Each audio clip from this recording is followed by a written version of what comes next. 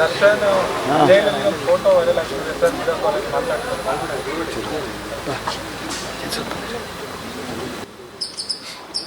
ಹೌದು, ನಿನ್ನೆ ಸುಮಾರು 4:15 ಗಂಟೆಗೆ ನನಗೆ ಸುದ್ದಿ ಬಂತು. ಈ ರೀತಿ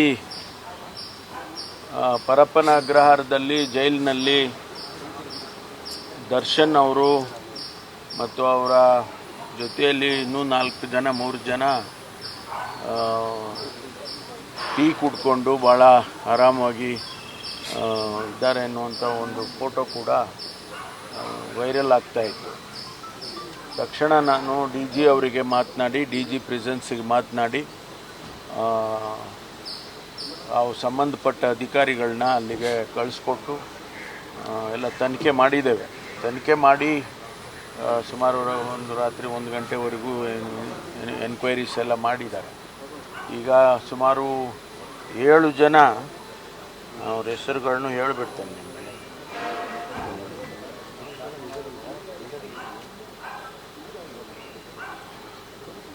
7 ಜನ ಅಧಿಕಾರಿಗಳನ್ನು ಈಗ ಸಸ್ಪೆಂಡ್ ಮಾಡಿದ್ದಾರೆ. ಒಂದು Sharavana jailers, Sharanabasava Aminagad, Prabhu S Khandelwal. Assistant jailers LS Thippeswamy, Srikanth Talwar, Thippeswamy LS Thippeswamy, Srikanth Talwar, ಇವರಿಬ್ಬರು ಜೈಲರ್, ಇದು sub assistant jailers. Head warders Venkappa Korti, Sampath Kumar Kadapatti,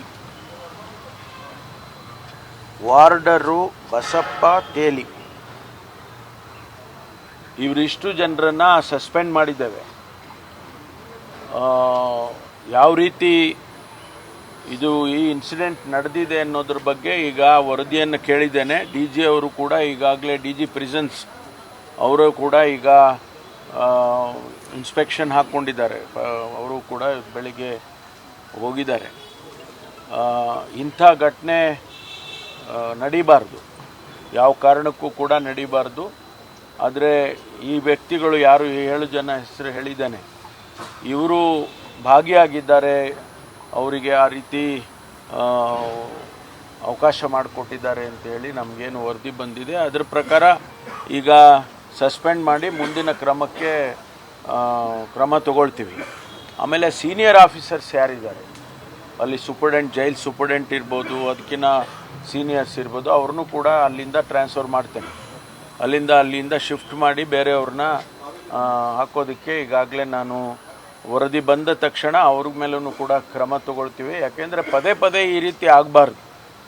ಯಾವುದೇ ಜೈಲಿನಲ್ಲಾಗಲಿ ರಾಜ್ಯದಲ್ಲಿ ಇರ್ತಕ್ಕಂಥ ಎಲ್ಲ ಬಂದಿಖಾನೆಗಳಲ್ಲೂ ಕೂಡ ನಾವು ಸೆನ್ಸಿಟೈಸ್ ಮಾಡಿದ್ದೀವಿ, ಕ್ಯಾಮ್ರಾಗಳು ಹಾಕ್ತಾ ಇದ್ದೀವಿ, CCTVಗಳನ್ನ ಹಾಕ್ತಾ ಇದ್ದೀವಿ, ಆಮೇಲೆ ಜಾಮರ್ಸ್ಗಳು ಇದ್ದೀವಿ.